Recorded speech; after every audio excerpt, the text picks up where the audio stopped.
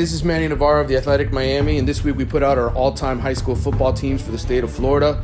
Seeing how I've covered football locally going on 25 years now, I thought this might be a great time to tap into my inner nerd and simulate a game between two of the most talent-rich counties in the country, Miami-Dade and Broward, as we locals like to call them, the 305 and the 954.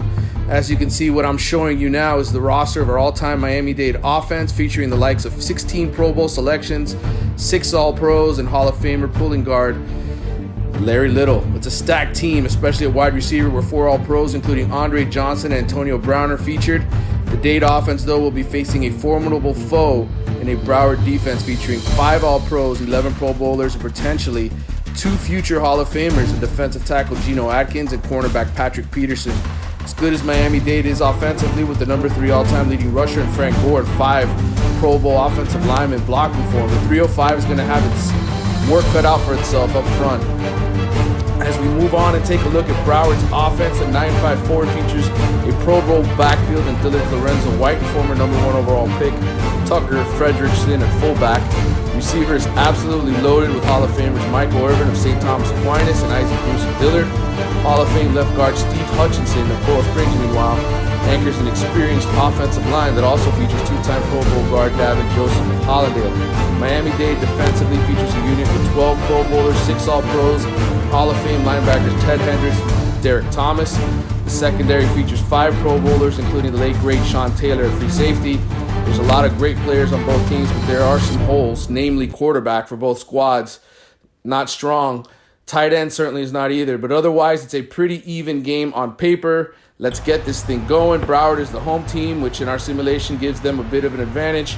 Miami-Dade is in the white uniforms and receives the opening kickoff. After the teams exchange punts twice to start the game, Miami takes advantage of some good field position and takes an early 7-0 lead on this 3-yard touchdown run by Willis McGahee of Miami Central. It stayed that way until early in the second quarter when Fuad Rivez matched his career-long 60-yard field goal, the same distance he made in real life when he was a student at Miami Sunset. Dade would lead 10-0 until Miramar High's Dean Biasucci, former Colt, beats a 41-yard field goal to make it 10-3 with 7:43 left in the first half. Biasucci would later exchange 20-yard field goals with Rivez, and Dade would take a 13-6 lead into the half. As we take a look at the halftime stats, a couple things to note. Fumble by Frank Gore midway through the second quarter led to Biasucci's second field goal. Antonio Brown also had a heck of a first half.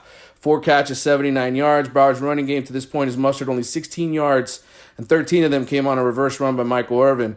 He had 4 catches for 48 yards at halftime. The third quarter would get going with Irvin making the longest play of the day on the opening possession of the second half, when he hauled in this 55-yard pass, set up Biasucci for a 29-yard field goal to make it 13-9 Dade. The game would shift in the next series when McGahee fumbles, and St. Thomas Aquinas' Joey Bosa pounces on the ball at the 31. That would lead to this Tucker Frederickson 2-yard touchdown run. Broward would go ahead 16-13 with 7:42 to go in the third quarter. Teddy Bridgewater would try to lead Dade back. Here he hooks up with former Western teammate Amari Cooper for a big gain.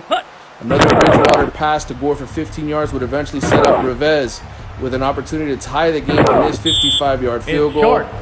That excellent field position after the missed kick helps open the floodgates for Broward.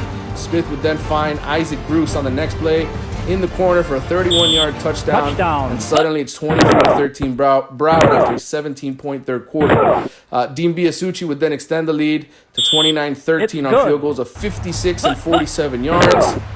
With time running out, Bridgewater would mount one last rally for the 305. He would hook up with Gore on a long pass play over the middle, then connect with Andre Johnson all the way down to the 1-yard line. Gore would score moments later. And when Johnson hauled in the 2-point conversion catch, Dade was within 1 score at 29-21 with 54 seconds left on the clock. But there would be no onside. Broward recovers it, and with only 2 timeouts left, Dade has to get a stop. Instead, Lorenzo White picks up the final first down. Broward runs out the clock for the win in the first ever absolutely fake football classic by The Athletic. It should be noted the computer football simulator we used allows you to simulate up to 1,000 a game up to 1,000 times. Dade was a 3-point favorite coming into this game. They beat Broward 57% of the time in those 1,000 simulations. the one we ran with graphics, that's the one I decided to write about for this story.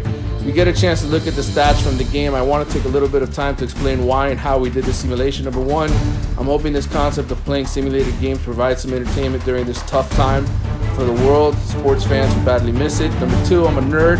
I enjoy sports debates. Two of my colleagues at The Athletic, including Andre Fernandez, used to cover high school sports for a long time. We'd have fun arguments with Panthers writer George Richards and our editor George Rojas, who ran the Broward sports department at the Miami Herald way back when, about which county was better. It was always a fun debate between the four of us. My hope is with this simulated game to lead to other fake simulations in the future. Maybe we get some other football crazed areas like Texas, California, Ohio, Pennsylvania to jump in with their own all-time teams and create a league. Or we take it to college and the pro level and play games we wouldn't normally see. Maybe the 72 Dolphins against some great Steelers teams or these Tom Brady Patriots teams. I don't know, but feel free to leave your suggestions for simulated football games below. I'd love to get your feedback, and maybe if this thing takes off, we do this more often. I know I enjoy doing this, put a lot of research into it, creating player ratings based off of career accomplishments. I have ideas for others. Anyway, hope you enjoyed it. For my colleagues at The Athletic, I'm Manny Navarro.